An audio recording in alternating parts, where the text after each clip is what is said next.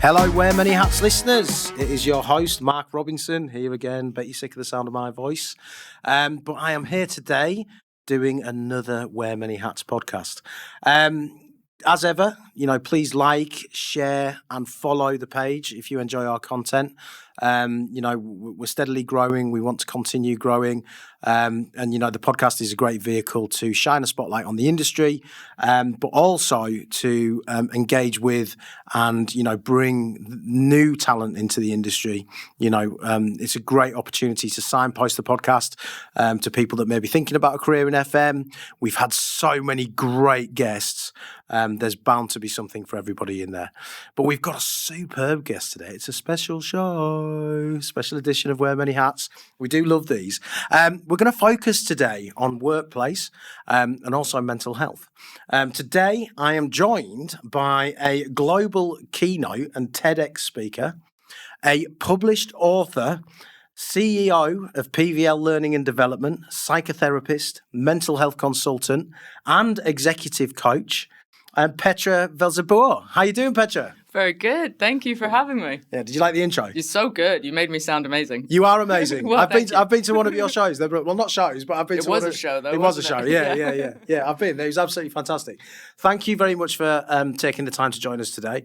Obviously, I don't know a great deal about your specialist subject, so I'm just going to ask you a few questions, and you're gonna tell us all about Let's do it. So, listen, introduce yourself to our listeners. Tell them a little bit about yourself, how you got to where you got to, and then we can get into the crux of it.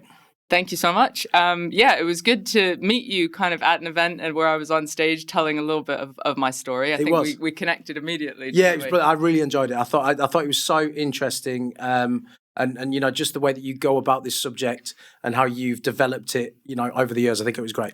Thank you. Mental health is such a big topic these days in the workplace. Well-being, mental health, burnout, stress, managing stress, these sorts of things.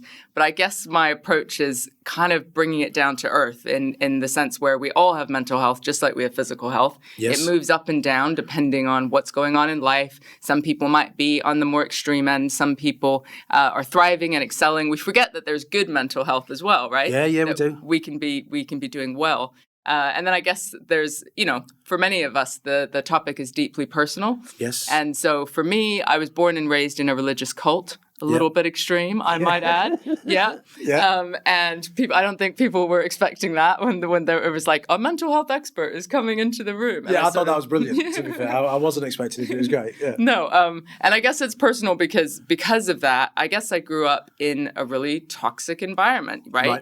But there were some good bits. There were bits that were, I grew up in communes. I grew up in lots of countries. I'm one of 5 siblings. There was kind of some cool bits, which there can be in workplaces, even if they're toxic, right? And then going on the journey, I guess my own mental health suffered trying to figure out who I was and where I fit in the world and all the things. And I think lots of people can relate to the story of, I guess, wearing masks. We wear a mask in order to fit in at work, in our families, in our cultures, in different places. And over time, the cracks can begin to show. And for me, it got pretty extreme. And that sort of inspired me eventually as I was teaching myself about mental health to qualify as a psychotherapist and kind of go on a journey of becoming an expert, I guess, to support others through their mental health journey. So it's more of a vocation for you then, as opposed to a career, really. It's something that's very personal, you really care about. And your journey, you think that your journey can help other people that are going through a similar thing?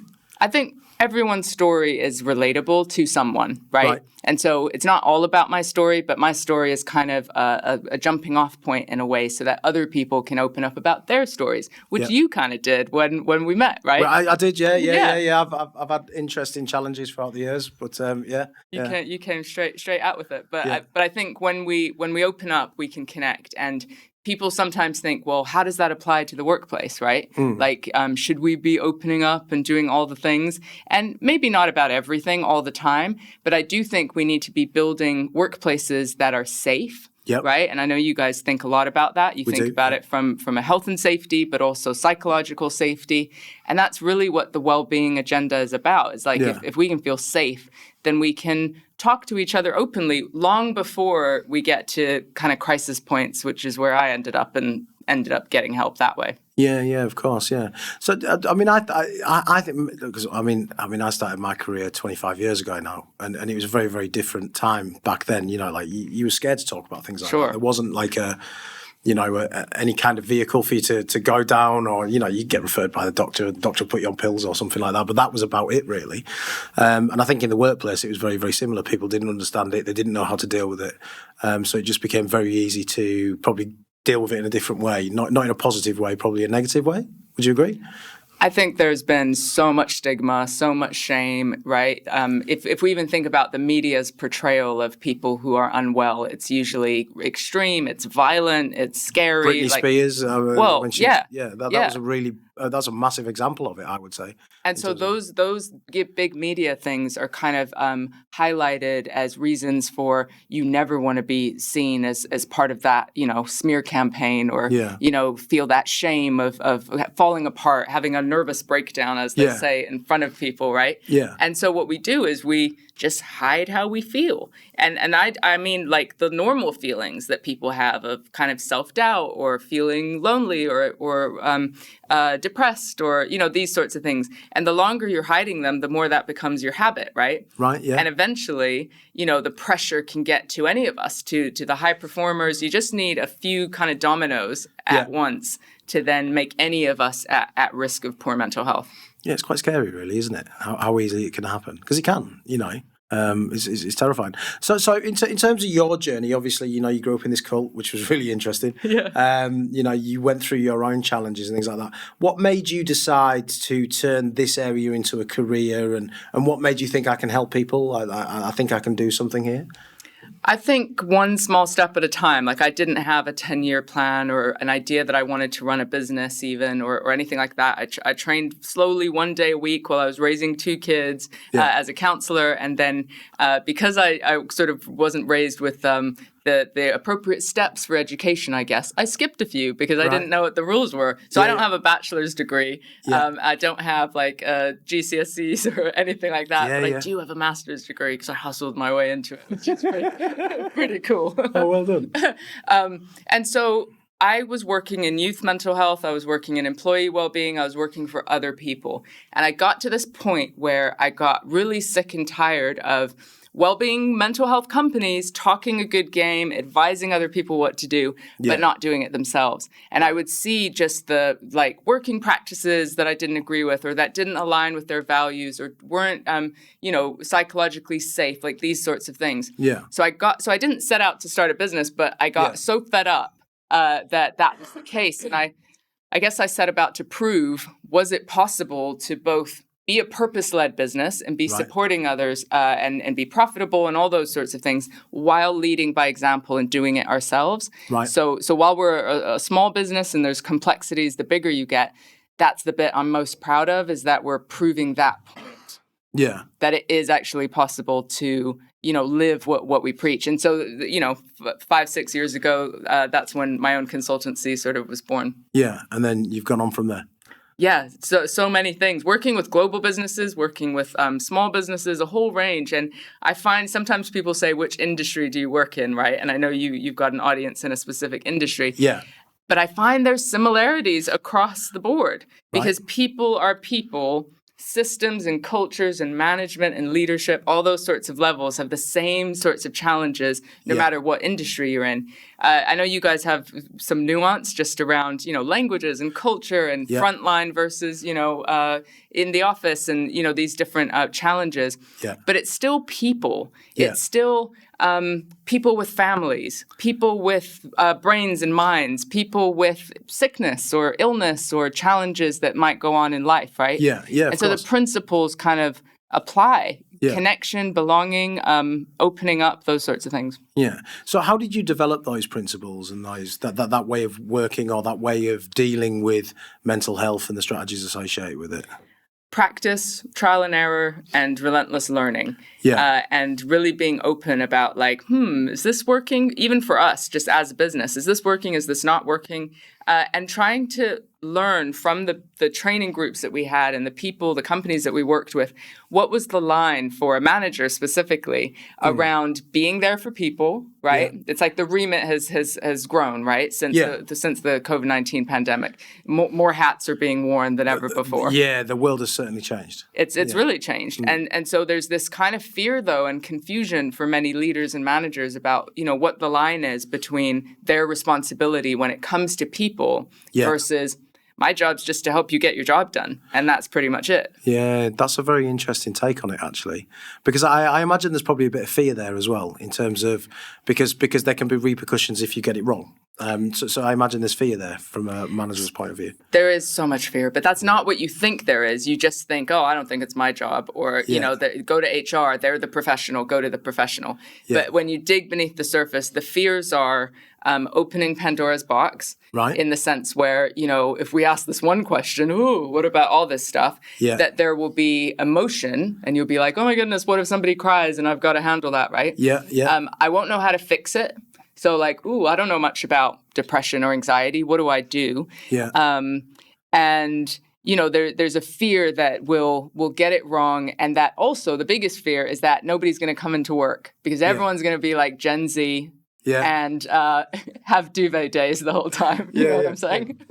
Yeah, she cast an eye over to my colleague here, and I can assure you that this gentleman is not like the Gen Z usually. He's up and at it every day. Aren't you? Well, I think there's misconceptions anyway about all generations. Neither I. But also, all of those fears are unfounded. Yeah. Because the thing is, you don't need to fix it. Right. Emotion is not a problem. It doesn't mean that somebody's not good at their job. Yeah.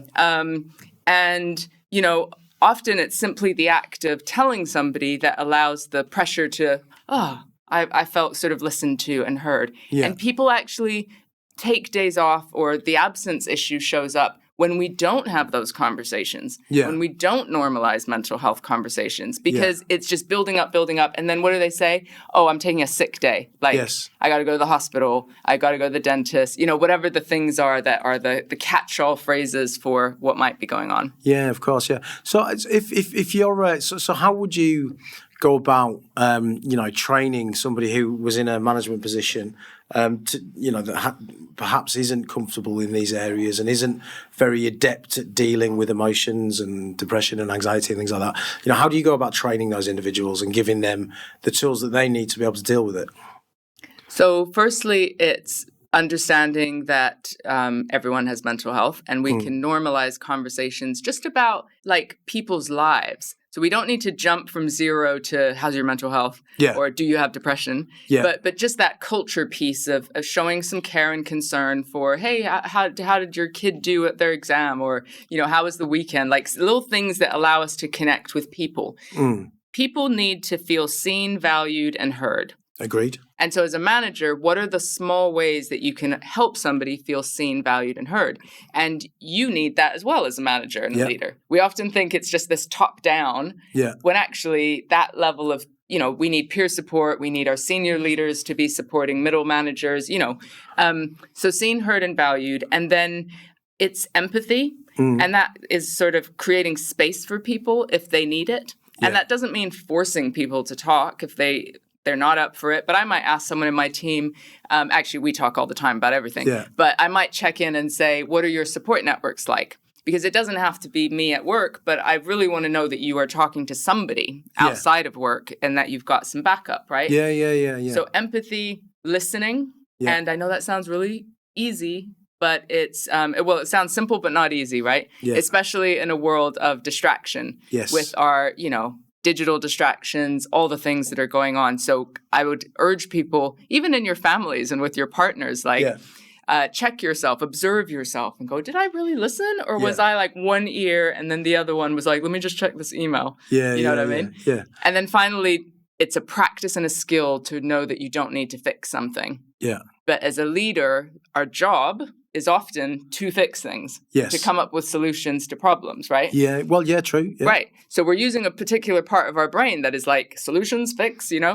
And so now somebody comes to you with something emotional or personal or whatever, and your brain automatically goes, okay, just call this number or do this, take time off. Yeah. And you're like, no, that person might not, taking time off might be going to an empty house. They've just been that could divorced. be the problem, couldn't it? Yes. Yeah, that could be, so they've been divorced, the kids have left or whatever, that could make it worse. It absolutely could. Yeah. So the not fixing it is a skill that we practice in our training, which is helping people listen and then go empower personal solutions. Yeah. So when you felt better, what types of things were you doing? Yeah. Or is there do you know about our resources that you can have access to? Is there anything I can do to help? If one small thing was in your control or that you could focus on, what might it be? So those kind of coachy questions, I guess. Yeah. That's actually what really helps. So what you're trying to do is, I guess, coax information out of people that gives you a bit of an insight into how they may or may not be feeling. And then that would direct your next course of action? And it's also okay to say, to be honest, I don't know anything about whatever the thing is, right? I don't know anything about depression. Yeah. What's it like for you? I don't know anything about divorce even, or, I've not been through this situation. What's it like for you? What do you need? You know what I mean? So we don't have to have all of the answers or even know about the thing in order to be supportive. Well, that's the thing about depression, isn't it? Because depression's quite an unusual one, because for me, it can either be situational. So what I mean by that is something could happen in somebody's life which takes them down a certain path, and their mental health deteriorates. Or alternatively, it can be sort of endemic. It can be something that's just continuous. They've always lived with, they struggle with no matter what. And so there's two different types, isn't there? So with surely is there different ways to deal with, or is it the same strategies that you would? I'd say there's a third one, which is it can be a symptom of burnout. Right, okay. So there's a 12-stage process of burnout, and the 11th stage is depression. Oh, really? Yeah. So when your body is feeling, exhausted mentally, there's all sorts of symptoms that can come from burnout. But interestingly, that severe low mood, depression, helplessness, hopelessness can be part of that as well. Right. So there are different ways. So if it's a chemical imbalance and you've lived with it your entire life, you may need to see your doctor, you may need medication, but just make sure that you are, I tell people, you are the boss of you. Yeah. So even when you go to your GP or to, people go, I'm not going to my GP because what if they prescribe something for me? And I don't know if I want to take it. And I kind of say, you don't have to take it just because they prescribed it to you, right? Yeah. You can still go and engage with a professional and then decide, because you're the boss of you, you're the one in your body, your brain, and has had a lifetime with you. A professional hasn't, right? That's true, Yeah. People forget that. They think they're the authority. I have to do exactly what they say. Yeah, without doubt. So it's good to engage with a professional, but then sense check it and decide kind of what you want to do with that information. Yeah. So anyway, that's the chemical imbalance side. Right. But I think the bigger one is that situational, environmental one. Yeah. And that for many people... I am quite pleased with myself that I got two of them right, by the way. Yeah, well done. Petra. So I am quite happy with myself. So well done me. So you should be. Yeah. Those are the main ones. Burnout's a new kind of thing that people are talking about. Well, I know that now, though, don't I? Yeah, so that's you've got the third one. But I think from my personal experience, when I was depressed, it was to do with alcohol consumption. Right. So that was a thing. And also simply not feeling fulfilled or purposeful. And that seems a little bit like, but I'm depressed. I can't be purposeful because I'm depressed. I can't do the thing I love because I feel this way. Yeah. Right? So it's kind of counterintuitive. But for me, putting down the drink lifted the low mood. Yeah. It didn't fix my whole life. And I had to now wake up and put the work in. But people don't really understand or maybe notice the depressive kind of component with alcohol or the things that we do to pick us up, right? Well, it changes the chemical makeup of your brain, doesn't it? I mean, if I've had a heavy session on day 3, I usually feel a bit down. Right. Like I do. Horrible hangover day. Sure. Oh my God, I'm dying. It's horrible because I'm old and I can't handle it. But day 3, I do feel like a very low mood. I can tell that it's dips. Which isn't ideal. So I don't drink as much anymore. You know what I mean? That's kind of my thing. Or I stick to very low level lager. Yeah. So that takes self-awareness and realizing that what you do has some impact on how you feel. Yeah. So it isn't just being done to you, It's like, hey, I've chosen to, let my hair down and, hang out and whatever. Yeah. But that means for 3 days, I'm likely to feel this way. Yeah. I know that. And I'll make a decision on that basis because I'm like, I can't be bothered. Right. Like that. You make a conscious decision. Yeah. So it's really interesting that you took the decision to give up alcohol. Mm-hmm. And I'd like to explore that a little bit, if that's okay, Petra. Sure. So how did you find that once you'd taken that decision? Did you find that a simple thing, a difficult thing? And how did you, because there may well be people that are thinking of doing something similar, that are listening to the podcast. So what tips would you give to those people in terms of how you went about, because it's a very difficult thing to do in our society, especially, in Britain, where we are a society of drinkers. I go to a pub after work on a Thursday and things like that. It's where you get your community. Yeah, it's there's a lot of peer pressure, I think, in our country and our society because of it. So how did you go about it, and how was it successful for you, I suppose? So I sometimes now think I was lucky enough, I know this is going to sound weird, but I was lucky enough that it got so bad that I had to do something. Really? So for me, it got, people look at me, white, blonde, middle class, I've got that master's degree. Yes, I do. All the things. And they can't imagine somebody who drunk drove or who would have to check the hood of their car because of blackouts, who put their kids in danger, who put themselves in danger. Yeah. So the extreme end of addiction. Luckily, I, was with my ex-husband, so I, wasn't homeless or nothing. I had this protective factor, I guess, in my situation with his family. Was it something that you didn't necessarily identify as a family as being a problem initially, or was it? No, and of course, I grew up in a cult, and I had all these reasons and this victim mindset about why I was drinking. Yeah. And what I would do is I'd surround myself with people who I could reinforce that with. Yeah. So I'd be like, oh, this is so terrible, and now this, and I'm stuck, and I've got kids, and life is hard, and all these things. And they'd go, yeah, life is hard. You did grow up in a cult. Oh, my God, right? Yeah. And then knock back another bottle, right? But we reinforce our belief system. So when you talk about environmental, we do it with depression and anxiety too. We start getting attached to these labels and to this idea that our life can only be this way. I can't leave my job, or I can't do this thing. Yeah. And, I just have to suck it up. And then we get more and more depressed or anxious. And then it does become chemical, but not at the beginning. So our neural pathways are being reinforced by our belief system that can't change anything, it's hopeless, life is this, whatever. We drink, we eat sugar, we shop, all the addictions, right? Yeah. And so we are playing a part in perpetuating these cycles. Right. Yeah. So anyway, I'm going down a rabbit hole. No, it's fine. You've asked me, how did I quit? Yeah. It got really bad and I almost died. Then I went to Alcoholics Anonymous recovery groups. Did you find that helpful? So I'll tell you what was helpful, because I don't go anymore, but it's definitely saved my life. And I went for maybe 3-4 years. Right. Frequently. Yeah. The thing that was helpful was observing people be honest. Really?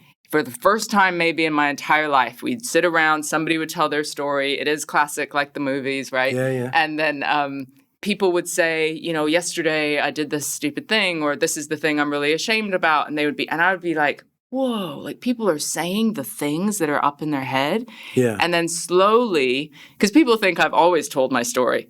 I definitely haven't. I was the shyest kid. I was then spiraled in. Addiction is like, it's about shame. It's about hiding. It's manipulation. It's oppression. It's so many horrible kind of things when you're in that extreme end.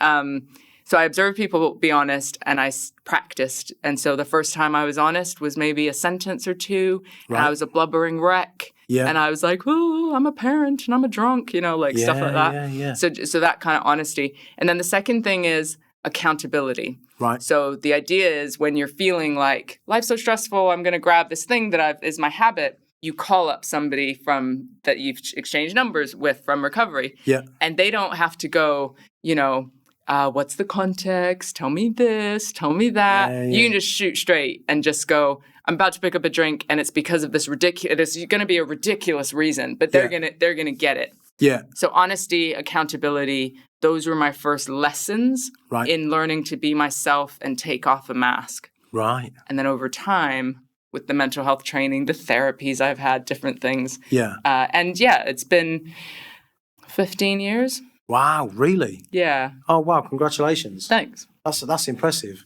Yeah, it's been a little while. Yeah, it sounds it. Yeah, that's really impressive. But quite an interesting journey as well. Like that because you must have been quite young then as well. I'm guessing.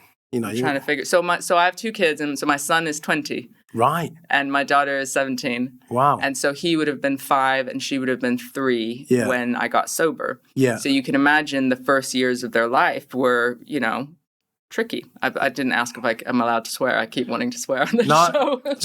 Don't worry. You can. Don't worry about it. I do it from time to time, Petra. Don't worry about it. I was going to say it was a shit show when they were younger. Yeah. So it's been a little while.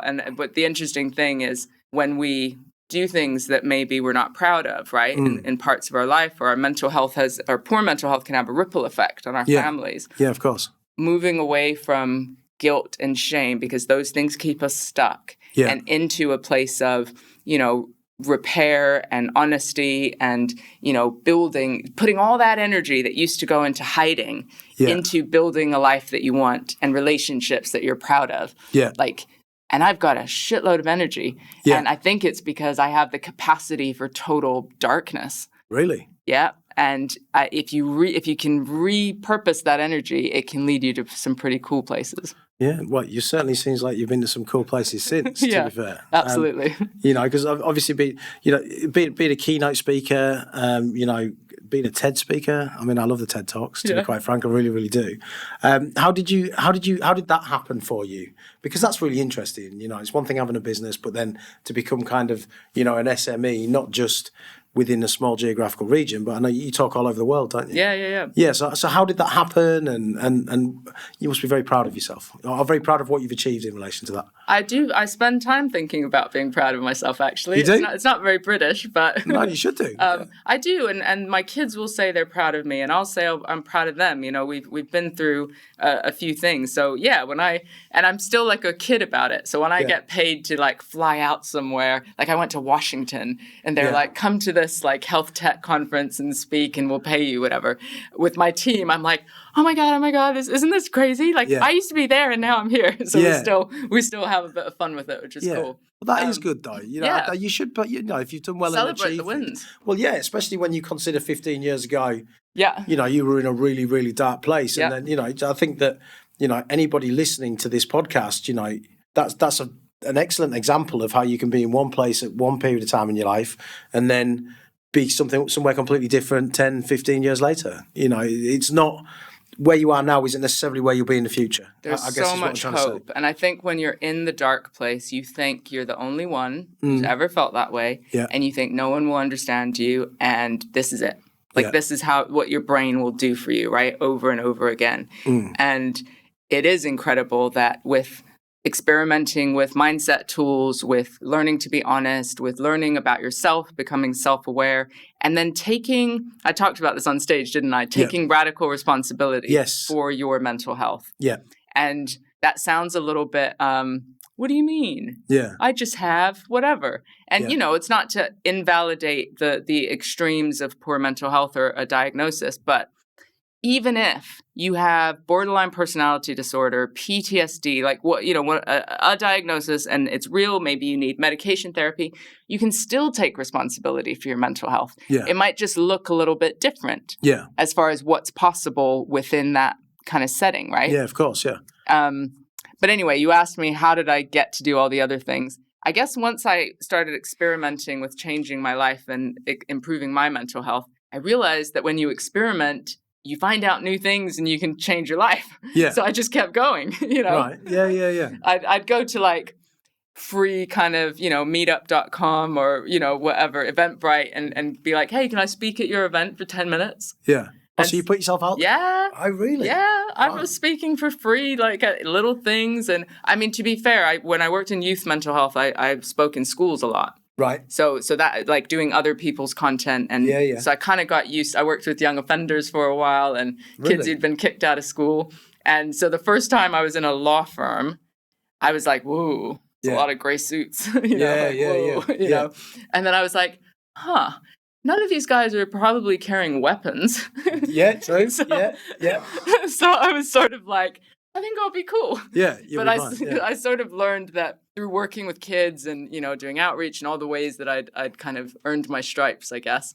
Yeah. It kind of gave me an edge on stage in corporates because I came with a different energy. Yeah. I swore sometimes. Yeah. I like tried to surprise people. Like when you're with kids, you got to keep their attention. Yes, and that's true. that's how I learned. And then I guess it's kind of helped in the work that I do now. Yeah, because one of the things you actually show in your presentation is you show two pictures. Mm-hmm. Okay, you show a picture of you with a shaved head. And I think a cigarette in your mouth or something along those lines. I just and look a bottle like of drink. the picture of despair. Yeah, you look like the picture of despair. And then there's a lovely picture of you with your children smiling and things like that. And one of the questions you ask in your presentation, and I know that there's been television adverts of this since, like a Norwich football fan. One of the things you ask is, which person do you think is the depressed person here? And it turns out it was the individual that sat with their children, beaming smile on their face, and not the individual that looked like they were going off the rails. Yeah. And I found that really interesting, very powerful. Do you think would you say in your that's kind of that's mental health in a nutshell? That's how most people probably experience it. When they're being a little bit crazy, they're just being a bit crazy. But when they're smiling, they're putting on they're putting something good. Because you were suicidal for a period of time as well, weren't you? And I hope I'm not overstepping there. But during that time, it was quite difficult for you, wasn't it? So you're absolutely right. I went through lots of phases, but those pictures just highlight that message, right? Which is we're so even the mental health space is perpetuating this idea that we need to be on the lookout, like the meerkat adverts, for signs and symptoms of poor mental health. Someone with their head down. Yeah. And that's not necessarily always the case. And very often it isn't. And if it is, for some people, maybe the extreme end, it might be if you're close to them, if you know them, you might notice some of those things. Yeah. But at work is often the last place that people will show that side of them, right? That's true, yeah. And so if we think of kind of recent kind of news, suicides and sort of the extreme end, people were called the high performers. They were the people that other people came to with their problems. Yeah. They were the life and soul of the party. Yeah. Those are the ways people are described. Yeah, yeah. And so this idea of like on the lookout for signs and symptoms also makes the high performer feel like, oh, well, this mental health first aid program or this kind of thing, they might not feel like they belong or that's the place for them, they fit in. Yeah. Right? That's not me. Do you think it's moments? So do you think because obviously male suicide's quite a big thing. It's Huge, quite topical at the minute. So it's something I don't really understand. I don't understand what drives men more than women. It'd be great if you had some ideas on it that you could talk about. But is it like moments? And what I mean by that is they're all right most of the time, but they just have this one moment, and that one moment has such tragic consequences that there's just no way to spot it beforehand, if that makes sense. I think that it's not just, humans are different. It's not just one pattern, right? Yeah. So I don't know that it's one moment. I think often people that complete suicide are thinking about it for a while. And sometimes you get the perfect storm of like too much alcohol, low mood, just got divorced or lost a job. And there's a train. You know what I mean? Sometimes you get this perfect, horrible storm of someone taking action. And sometimes you're right. We won't see signs and symptoms. Even the wife or partner, the sibling, or, will say, I didn't know, I couldn't see it, right? Yeah. For me, it's about normalizing conversations about mental health so that when we check in on people, we're not doing it because we've seen a sign or symptom. We're doing it because this is the world that we're in, and we want to connect and be there for each other and want them to be there for us. But also, we were talking about fears earlier about managers. The fear is if I say, ooh, are you suicidal? The first fear is people think that's going to plant the seed in their head, and they're suddenly going to go, I wasn't a minute ago, but I am now. I am. Yeah. Not true. Yeah, no. Not true. If you, and also if we ask the question and the person goes, no, don't be ridiculous. I said this in the talk, right? Yeah. We kind of go, oh shit, I shouldn't have asked the question. Yeah. Right. And we go, I'm never going to ask anyone the question. Yeah. But what we don't realize is we've planted the seed with that person to show them that we're comfortable having that conversation. Yeah. Right. Okay. So we do actually need to normalize Do you think that conversations. approaching it, that like actually saying, "Are you feeling suicidal?" is that the right way to approach it, or is there a different terminology that managers could use with people that they may or may not be concerned about? So you would probably go on a journey where you're collecting information, right? So kind of saying, oh, these different things happen. How are you feeling, right? So you might ask that kind of stuff first. What we try and avoid in the mental health space is saying commit suicide, because commit. You said that on the talk. Yeah. So commit implies that it's a crime, which it used to be, but it's no longer a crime. I think it's the 70s or whatever that it no longer became a crime. So we try and not like. There was a few dodgy ones back then, wasn't there? Yeah. To be fair, we try not to criminalize the person who hurt themselves, but that's what used to happen, right? Yeah, of course. But I might say something like, I might be totally wrong, but you said a few things that have made me a bit worried, and don't take this the wrong way, but I just have to ask because otherwise I'm just going to be thinking about it. Yeah. Like, have you been thinking about taking your life? Right. Okay. So I might say it like that. Yeah. And if they go, well, not really, don't worry, like I don't need you to whatever. So there's these two things. One is like thinking about it, and one is making plans. Yeah. And so as a professional, we would want to kind of listen to, are there thoughts? Because, we all have thoughts. Every now and then we all do. Yeah. And so if you're a professional would then kind of go a little bit further than that and say, so you've been thinking about it, but can I just check if you've made any plans or thought about how you might do it? Right. And what we're trying to assess is how far along that continuum they are. Yeah. But just to circle back, you talked about men's suicide. Yeah, that's something I do feel quite, I've had a few friends over the years that unfortunately I've lost, through suicide. And I think men are the other men, who go to the pub or who, play sports or those sorts of things are the best place to check in on each other. Right. Or to be honest about their own journey if they've ever been in that place themselves. And so I would like to see, and there's amazing groups popping up where men meet in pubs or they go for walks or they, do social things that are just for men's mental health. Andy's Man Club is one which is doing some great work, yeah. Yeah. Talk Club as well as in pubs. Right, okay. The Proper Blokes Club. Right. There's another one. So there's a good spread of different groups. So if you're ever like thinking, my brother or my mate or my colleague or myself, like they're real chilled. Yeah. It's not like my AA meetings where you got to sit around and talk. It's just like hanging out and talking about stuff. Just having a yap. Yeah. So what do you think? Why do you think there is that mismatch in terms of male and female from suicide? What do you think drives that? I mean, it's an opinion, I'm guessing. But well, they say statistically that women attempt just as much, but men complete. Really? Yeah. They also say that certain industries, such as construction and, where there's a male-dominated kind of demographic, the reason that often more suicides occur is because they have access to means. That means they can easily do it should they think about it at that time. So they can get hold of rope. They can. They're in high location. Yeah. Right. Okay. Yeah. So that's like Office for National Statistics. Like, so it's not actually necessarily a difference in terms of the physiology of the female and the male brain. It's more men have more opportunity to follow through than women do. That's really interesting. But then let's throw on the layer, which we've talked about, of toxic masculinity, of men not showing weakness. And also women play a part in this where a man can go to their wife, for example, and be like, I'm struggling. Or even women will be like, I want you to talk about your feelings more. Be more emotional. Be vulnerable. Hopefully not in that tone, but whatever. Yeah.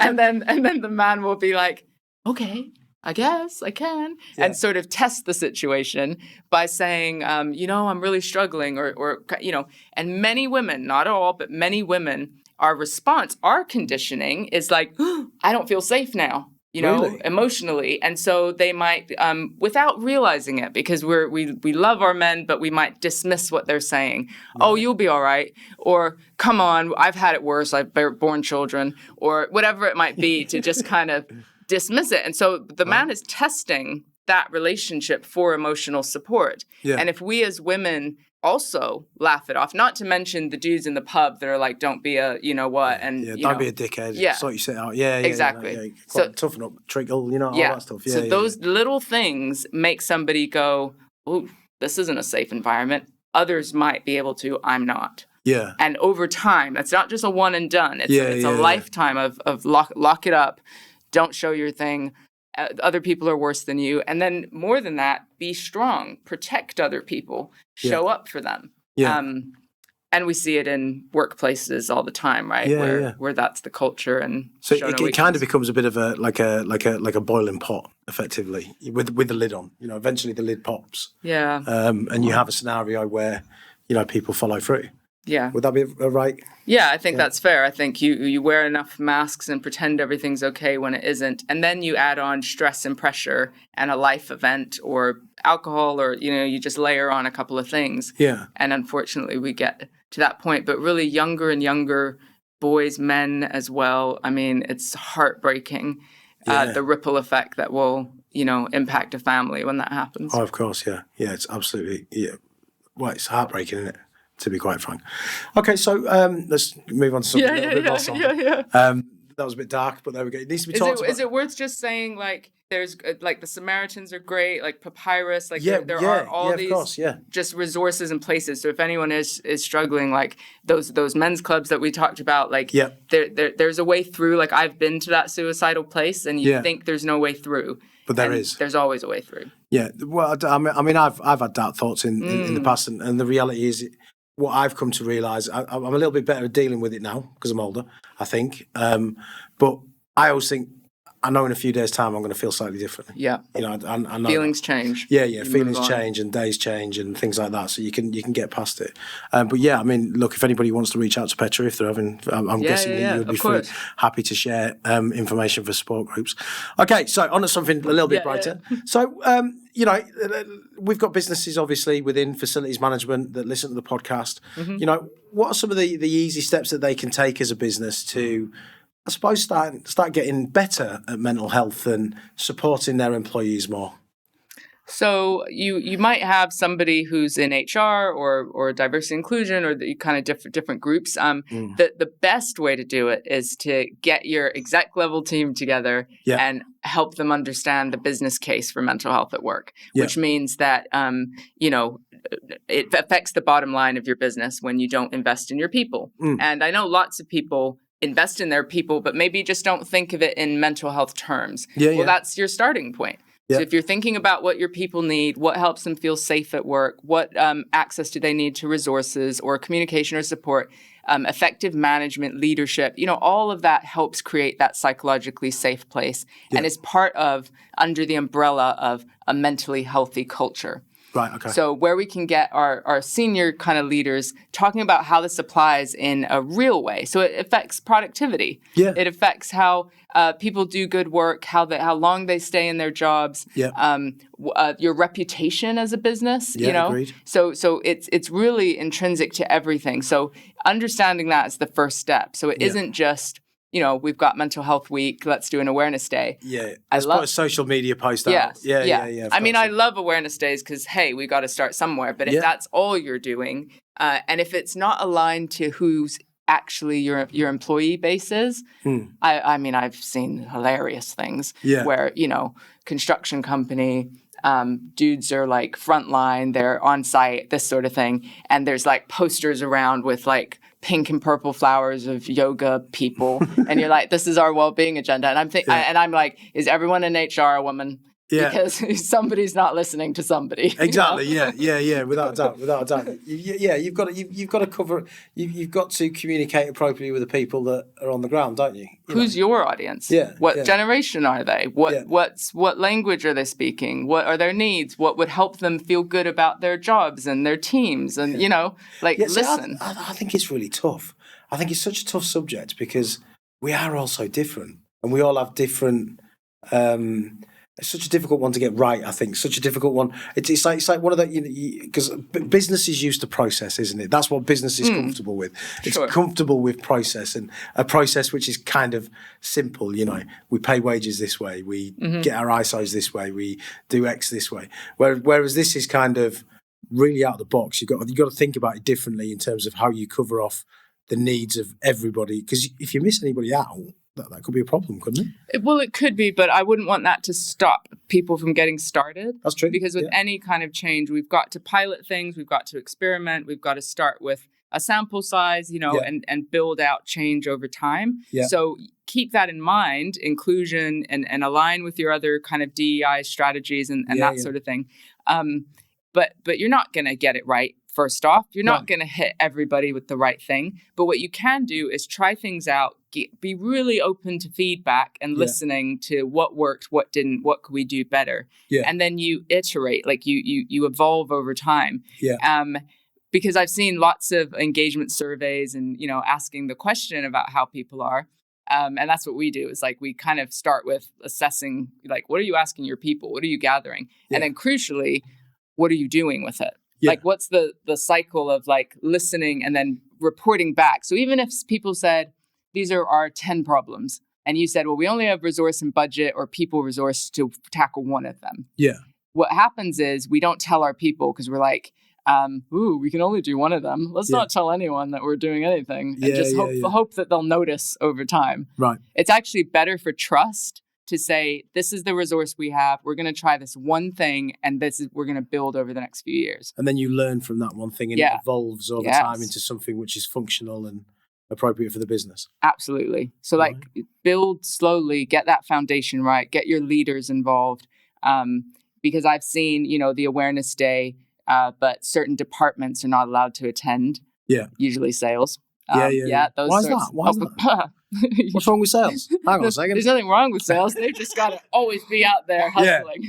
Hustling. Yeah. Hustle. Don't get a dive and dodging. We don't want them to learn about their well-being. They might stop hustling. Exactly. What's going on? And other departments. Anyway, industries are interesting. And then there's a challenge if people are, remote, or they are working in isolation, or they're working in ways that don't mean they can just sit around a table, right? So there's definitely nuance and challenge when it comes to different cultures and languages and spaces. It's like, the challenge just compounds, doesn't it? Oh, yeah, without doubt. But that doesn't mean we shouldn't start. Yeah, it means start in one place, learn from it, develop it over time. So how have you seen business change in the last 5 years or so? Because obviously COVID, I think, has had a massive one. And do you think business is embracing that culture of mental health and looking to move it forward? It's a broad question because there's a lot of businesses, obviously, but what are your thoughts? I'm a fully remote team, and I'd say we're mentally healthy, and they would as well. And so that first step is it is possible to do this in a remote way, which some people kind of doubt. Yeah. I mean, I've seen the people who handled the pandemic in a way that was honest, transparent, and invested in their people, even though times were tough and maybe things had to change. They have built trust in those difficult times that is enabling them to move forward, right? Yeah.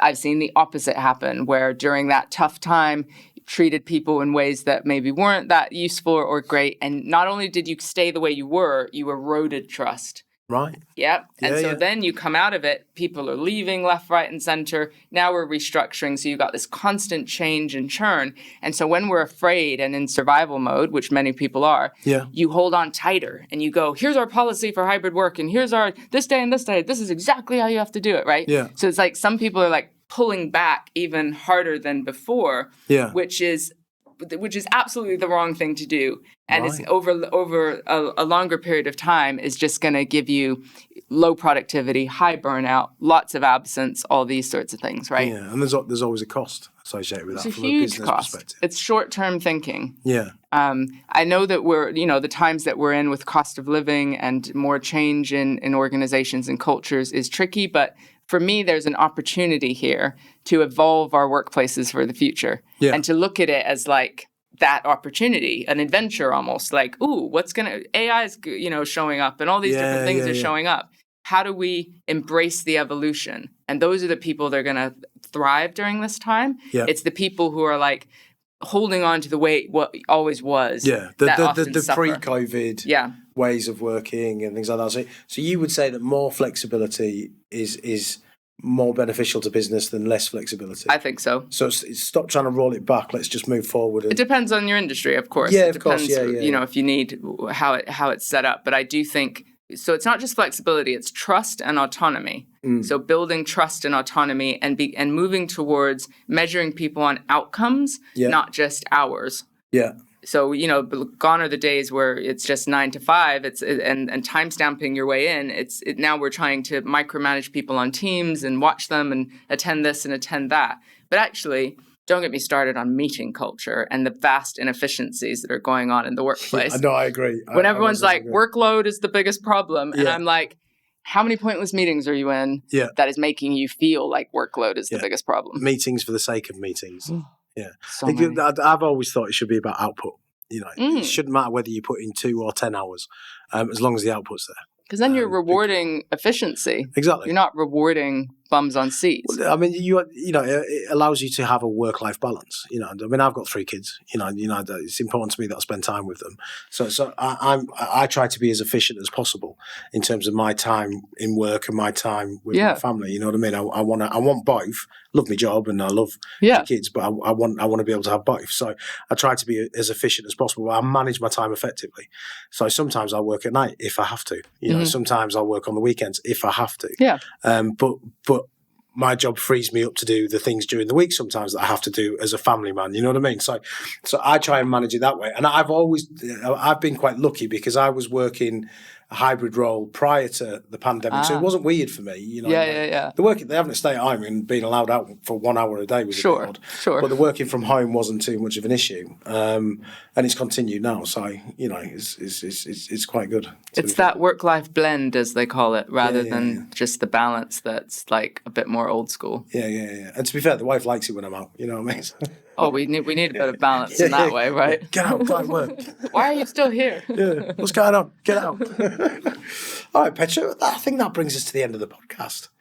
Thanks for having me. It's been an absolute pleasure. Thank you so much for sharing your experiences and for being so open as well. You've been incredibly open on the podcast today, and I'm sure that some people will have found it very helpful. How did you find it? Oh, it was great. And I'm so pleased that both of you started coughing and not me. I know. Because I thought I was going to be the one to go. Isn't that the way? It's Murphy's, isn't it? It's Murphy's. Yeah. No, it's great to have the conversation. Thank you. Yeah, no. I think we'll have to have a part 2 on this one. To be I'm in.